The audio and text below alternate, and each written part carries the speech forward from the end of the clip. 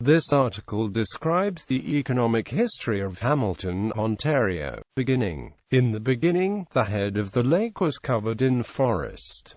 In 1815 a chopping mill became the first industry in the area. Growth of the area was aided in 1827 by a channel cut to link Burlington Bay directly with Lake Ontario, thus improving its marine transportation. In 1833, George Hamilton's settlement was incorporated as a police village. On January 8, 1833, the legislature passed a further act to define the limits of the town of Hamilton in the district of Gore, and to establish a police and public market therein. Quote, when the town of Hamilton was incorporated in 1833, one of the first orders of business, after a closely fought election where 3 out of the 4 candidates had no opposition, was to find a suitable place for the town board to meet. For the first few years they made do with meeting in local taverns such as Thomas Wilson's Inn on the corner of John and Jackson Streets. Also in 1833, The Garland, a local newspaper, published a synopsis.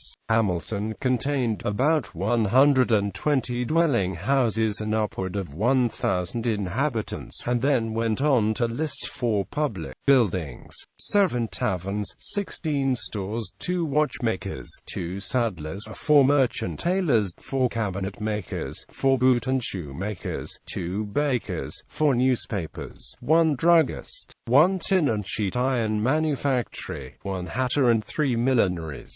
Early industry. Hugh Cossart Baker, Sr., established the first life insurance company in Canada the 21st of August 1847, the Canada Life Assurance Company. The newly renamed Great Western Railway became Hamilton's first functioning railway in 1854.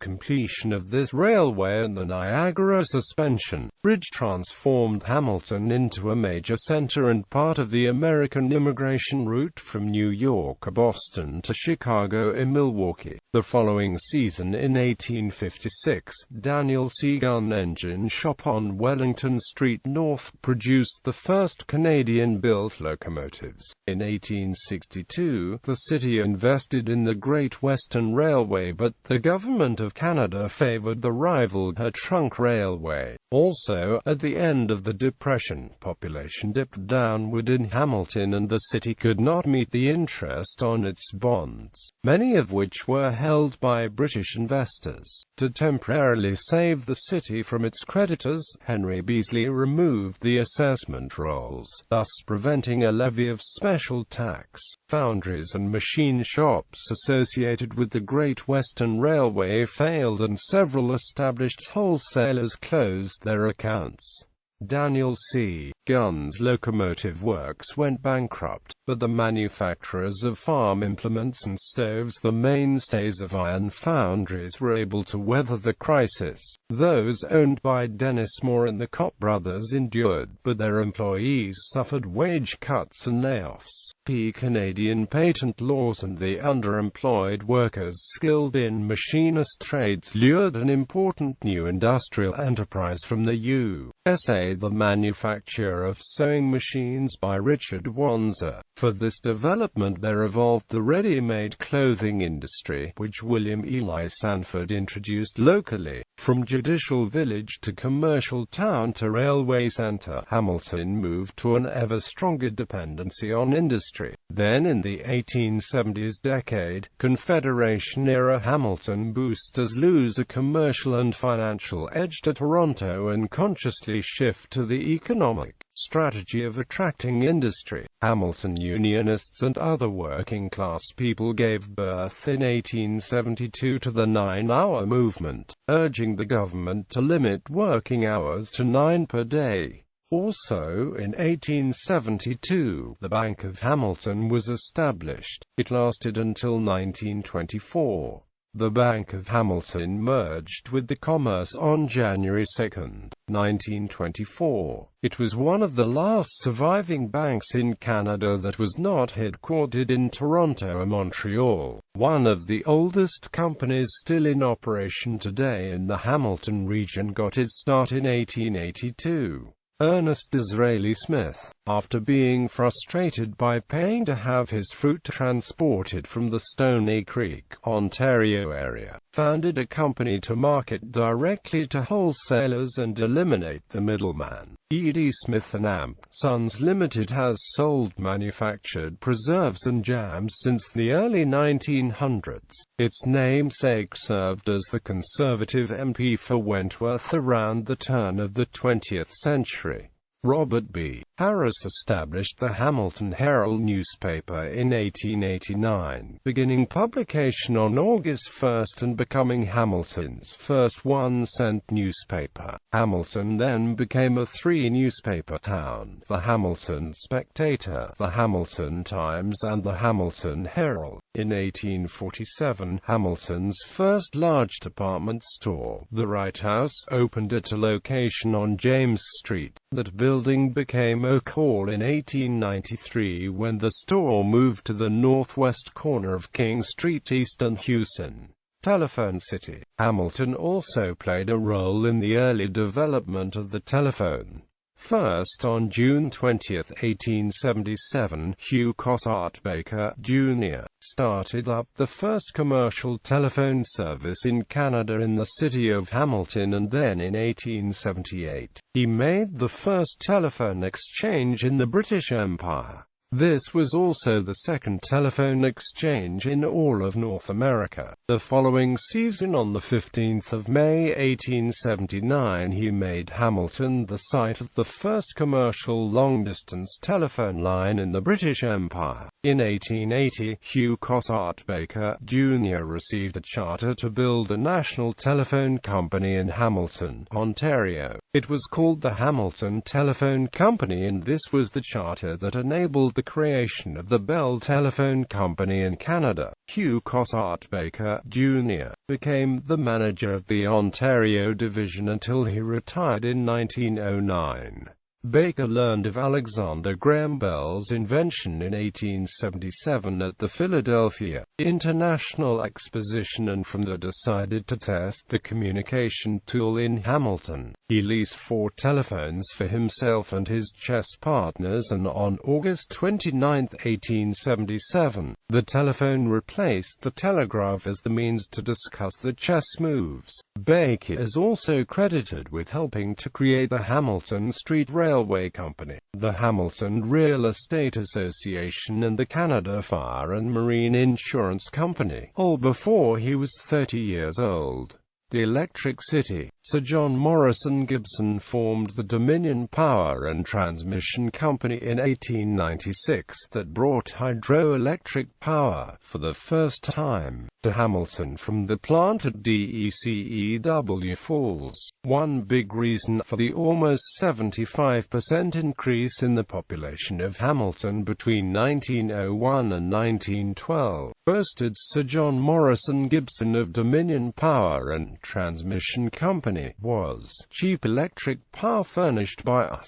Quote, this simplistic explanation for the development of Hamilton in the early 20th century leaves much unexamined, but one conclusion cannot be disputed. In the perception of the Hamilton public, a view certainly fostered by Gibson and his fellow hydroelectric promoters, John Moody, Sr., and John Sutherland, together known as the Five Johns, Hamilton was no longer regarded the Birmingham of Canada or the Pittsburgh of Canada. Hamilton was now, as the title of a 1906 promotional booklet on the city proudly proclaimed, the Electric City. Power was sent 27 miles from DECEW Falls, St. Catharines, using water from the old Welland Canal. New industries, such as the forerunners of the Steel Co. of Canada and Canadian Westinghouse, were attracted here by the cheaper, more efficient power. One time this company controlled hydropower from Brantford to St Catharines, including the Hamilton Street Railway and the area's radial lines. Sir John Morrison Gibson became the Lieutenant Governor of Ontario in 1908. The city's promotional booklets were stressing three key areas to lure new business and heavy industry to the city. Hamilton was home of the manufacturer, had unrivaled shipping facilities, and was home to the cheapest power in Canada. By 1938, with a population nearing 155,000 inhabitants and home to 500-plus manufacturing plants, the city's promotional brochures were boasting that Hamilton was home to more than 50 flourishing branches of United States and British industries, with invested capital approximating $150 million. They were also advertising that Hamilton was home to the cheapest hydropower in the entire world. As well, any industries contemplating establishment in Canada were to write to J. H. Moore, Industry Commissioner, T. H. and AMP-B railway station. It should also be noted here that at this point in time Hamilton had the distinction of having attracted more American industrial capital than any other Canadian city. Big industry. The promotion of electrical power helped remake Hamilton between 1895 and 1920, and the shift of banking and insurance from Hamilton to Toronto accentuated the industrial focus. The first Westinghouse manufacturing operation outside of the United States was established in Hamilton, Ontario in 1897 on Sanford Avenue. 1 year after the Dominion Power and Transmission Company was formed in Hamilton. This marked a new industrial era for Hamilton. It was then incorporated in 1903. Company founder George Westinghouse set up a factory to build air brakes for the booming rail industry. Eventually the company was producing from its Hamilton plants electric ranges, refrigerators and washing machines. During each of the wars it was also producing guns, ammunition, anti-radar devices and bomb sights. At its peak in 1955, Westinghouse employed 11,000 people in Hamilton. International Harvester becomes the second major United States industry to locate in Hamilton, Ontario. Originally known as Deering Harvester, the company plant sprawled along the Hamilton waterfront and claimed to be the largest agricultural implement works in the British Empire. The plant was also involved in wartime production of specialized military items. The company started building heavy-duty diesel trucks in Hamilton in 1959. The first to roll off the line was delivered to Dofasco, complete with a Rolls-Royce engine. Hamilton won over a number of Canadian cities when it successfully lured International Harvester. The reasons the company cited for its selection of Hamilton were as follows. It had waterside property that enabled the firm to control its own docks, its proximity to the steel industry, railway connections and AMP. The Cataract Power Company supplied them with cheap energy. In 1902, Canadian Otis Elevator Company is formed on Victoria Avenue North. For many years Hamilton was home to the largest single elevator manufacturing facility in the world. The workers produced all kinds of elevators, escalators and later, forklifts. In 1969, the company took over the old Studebaker plant. It was a return home for Otis, which had built the 350,000 square foot facility for wartime production of anti-aircraft guns and other military equipment. In 1903, Canadian Canners Consolidated Companies Limited was formed. The steel industry continued to grow and finally consolidate through this period, some combining to form the Steel Company of Canada in 1910. Dominion Steel Casting Company established in 1912. later named Dominion Foundries and Steel. The company merged with its subsidiary, Hamilton Steel Wheel Company, in 1917. The name was officially changed to Dofasco Inc. in 1980. In 1912, National Steel Car is established in Hamilton, builders of reliable freight and passenger train cars and equipment on Kenilworth Avenue North. Also by 1912, with 4.5 miles of dockage, Hamilton is second only to Montreal in shipping. The following season, 1913, Procter & Gamble Manufacturing Company purchased 7 acres of land and 2 acres of water on the south side of Burlington Street between Depew and Ottawa Streets. This event marked the beginning of Procter & Gamble's operations outside of the United States. In 1914, construction started on the Procter & Gamble Hamilton plant, which cost $1 million and consisted of 7 buildings: the Crisco Building, the Boiler House, the Gas Plant, the Soap Building, the Hardening Plant, the Kettle and Glycerin House, and the Machine Shop. By 1915, Procter & Gamble officially opens Hamilton plant, employing 75 workers who made 6 different products. In 1919, the Hoover Suction Sweeper Company builds a plant in Hamilton, and Firestone Tire and Rubber Company of Canada is established. In 1922, the Beach Nut Packing Company establishes Canadian operations in Hamilton on Cumberland Avenue near Sanford. It was reported that when the company first started producing candy, it was so pleased with the treatment from the city that it distributed free boxes of gum on the street and to every retailer in the city. By 1969, the company was producing more than 1 billion Lifesavers candies a year in 26 flavors. 3 well-known Canadian businesses got the start in Hamilton. First, in 1934, Hamilton is the birthplace of Canadian Tire.